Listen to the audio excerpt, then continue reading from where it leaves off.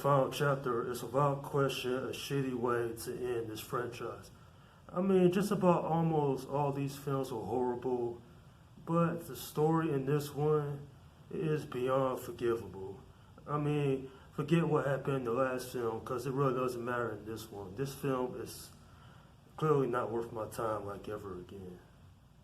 Once again directed by Paul W.S. Anderson. This film now takes place a little later on. Alice, she is trying to find the cure to the T-virus. And so she's desperate. And who she comes across? Dr. Isaacs. The guy that played that tyrant in the third film. Yeah, he's back. But the only thing is that the one that Alice fought in the third film was a clone, and he's the real deal. And then you got one of the most ridiculous video game movies I ever seen. Seriously, watching this movie for the first time was a pain.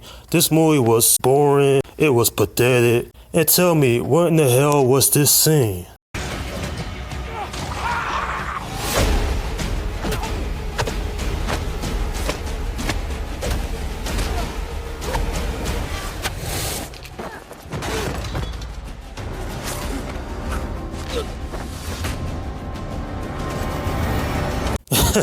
Seriously, what the hell was that? All those cuts for just that one fight scene? Seriously, that wasn't really necessary at all. In fact, it makes the action kind of pointless if you're gonna cut that many times.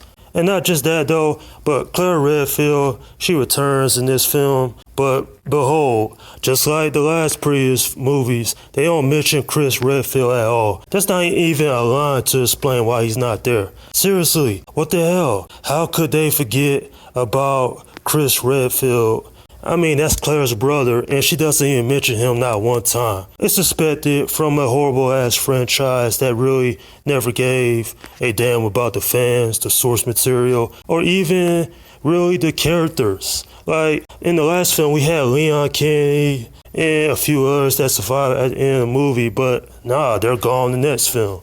Basically, these movies only existed to make money, and thankfully, I have not came across a person who liked this film, and this movie is generally hated by a lot of people. But surprisingly enough, it's liked by a couple of people out there, and I'm thinking to myself, they must really like horrible films.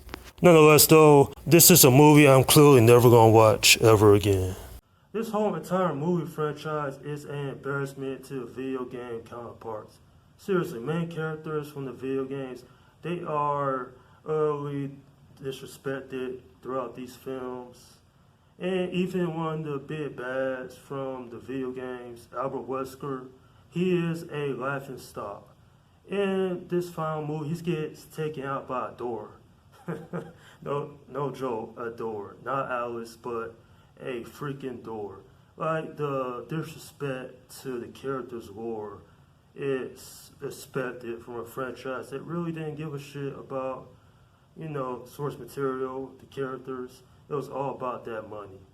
I mean, it's bad enough when they don't mention characters that was in previous film at all, i.e. Chris Redfield not being in this movie. But to not give an explanation of that, it's just an utter slap to the face to people who grew up playing those Resident Evil video games. Certainly, this is without question one of the worst video game movies I've ever seen. And I'm glad that this franchise is over, because we didn't get any more films after this, and the movie franchise got rebooted. Nonetheless though, this is a movie that is quite frankly dull and boring. I'm giving this film a 3 out of 10.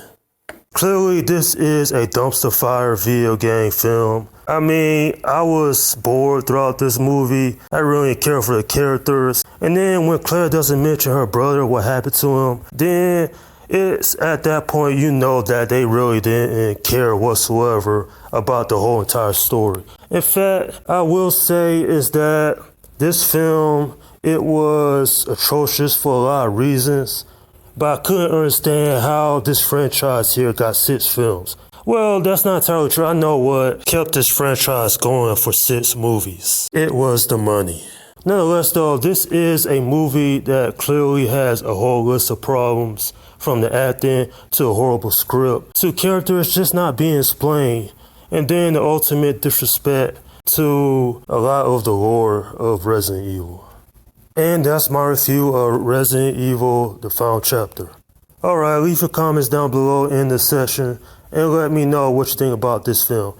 And speaking of this franchise, the reboot, Welcome to Raccoon City, is coming out in November, but I'll have to see how that film turns out. It could either be horrible or it could at least be decent. Okay, this is Slum Guy 172 saying, peace out.